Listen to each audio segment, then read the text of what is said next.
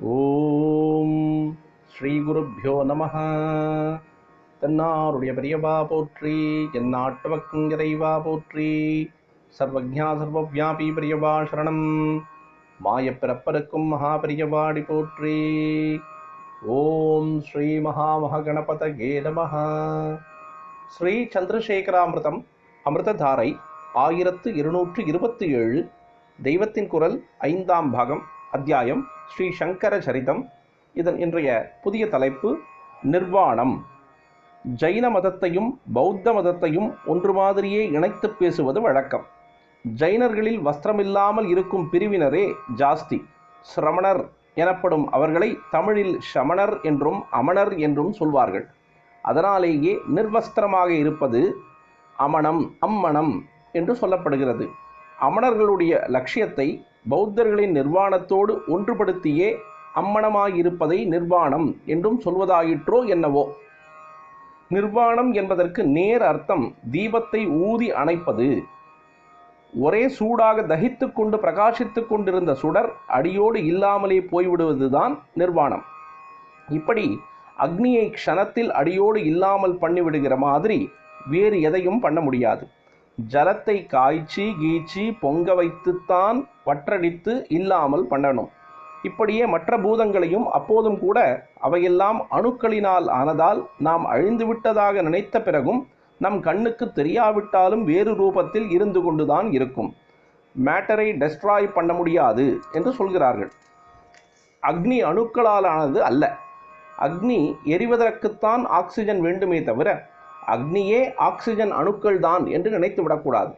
அணுக்களால் உண்டாகாததால் அக்னியைத்தான் அடியோடு ரூபமே இல்லாமல் பண்ணி அழிக்க முடிகிறது. அம்மாதிரி அணைந்து போவதுதான் நிர்வாணம். பூதங்களிலேயே ரொம்பவும் வீரியத்துடன் இருப்பது அக்னி. அக்னியின் சின்ன பொறி மேலே பட்டால் கூட தாங்கிக் கொள்ள முடியவில்லை.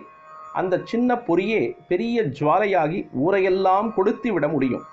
காற்று, ஜலம் முதலான எந்த பூதத்துக்கும் இத்தனை வீரியம் இல்லை.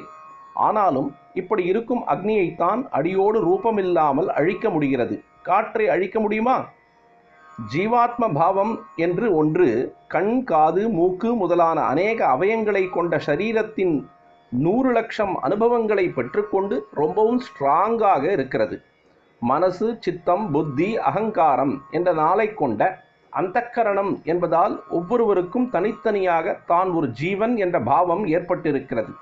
இந்த நாளையும் கொஞ்சம் கூட அடக்கி கட்டுப்படுத்த முடியவில்லை. அந்தக்கரணத்தின் ஆசைகளை ஷரீர அவயங்களின் மூலம் அனுபவித்து கொண்டே போவதாகத்தான் இருக்கிறது. ஷரீரமே நான் என்று நினைப்பதான ஜீவாத்ம பாவம் ஆணி வேர் விட்டு கொண்டு ஆழமாக ஏற்பட்டு விடுகிறது. ரொம்ப வீரியத்துடன் அக்னியைப் போல வறுத்தெடுப்பதாக அது இருக்கிறது. அப்படிப்பட்ட அதை அடியோடு அழித்து விடுவதும் அக்னியை அணைப்பது போலத்தான் என்பதாலேயே இதற்கும் நிர்வாணம் என்று பெயர் கொடுத்தார்கள். கொஞ்சம் கொஞ்சமாக சாதனா மார்க்கத்தில் முன்னேறித்தான் அந்த நிலையை அடைய முடியுமானாலும் கடைசி படியில் ஈஸ்வரானுகிரகம் என்பது ஒரு புயல் காற்று அடித்து தீபத்தை க்ஷணத்தில் அணைப்பது போலத்தான் ஒரே வீச்சில் ஜீவாத்ம பாவத்தை அழிக்கும். அதனால் நிர்வாணம் என்று பெயர் கொடுப்பது ரொம்பவும் பொருத்தமாக இருக்கிறது. நிர்வாணம் என்று புத்தர்தான் முதலில் சொன்னார் என்று ஒரு தப்பு அபிப்பிராயம் இருக்கிறது.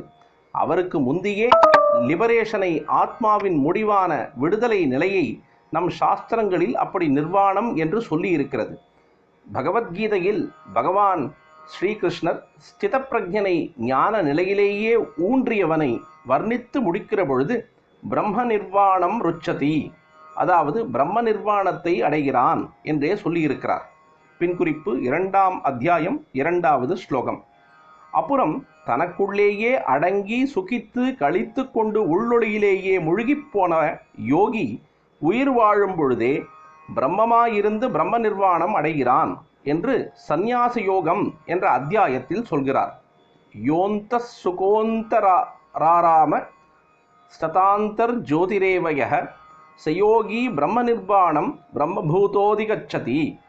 வித்தியாசம் என்னவென்றால், புத்தர் நிர்வாணம் என்று மட்டும் சொல்லியிருக்க பகவான் ஸ்ரீகிருஷ்ணரோ பிரம்ம நிர்வாணம் என்று சொல்கிறார். முக்கியமான வித்தியாசம், புத்தர் நிர்வாணம் என்று மாத்திரம் சொல்வதால் ஜீவாத்ம பாவம் அழிபட்டு ஒரே சூன்யமாகி விடுவதை மட்டுமே குறிப்பிடுகிறார். இப்படி ஜீவாத்மா அழிந்து போய் ஒரே சூன்யமாகி விடாமல் ஜீவாத்ம பாவம் அழிந்தாலும் பரமாத்மாவான பிரம்மமாகவே ஆகிவிடுகிறான் என்ற பரிபூர்ண நிலையை குறிப்பதற்காகத்தான் பகவான் பிரம்ம நிர்வாணம் என்று ஒவ்வொரு தடவையும் சொல்கிறார்.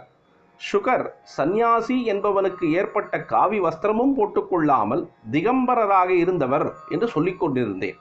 விசேஷம் என்னவென்றால் அவர் தம்மளவில் ஸ்திரீ புருஷ பேதம் தெரியாத பரிசுத்த நிலையில் நிர்வஸ்திரமாயிருந்தது மட்டுமில்லாமல் இந்த பேத உணர்ச்சி நிறைய உள்ள இதர ஜனங்களும் கூட அவருடைய சாநித்திய விசேஷத்தினால் தாங்களும் அந்த தோஷம் இல்லாதவர்களாகி விடுவார்கள். அமிர்தம் தொடர்ந்து பொழியும். பிரதோஷ சங்கர பிரத்யக்ஷ சங்கர தென்னாருடைய பெரியவா போற்றி, எந்நாட்டவர்க்கும் இறைவா போற்றி, சர்வஜா சர்வவியாபி பெரியவா சரணம், மாயப்பிறப்பருக்கும் மகா பெரியவாடி போற்றி.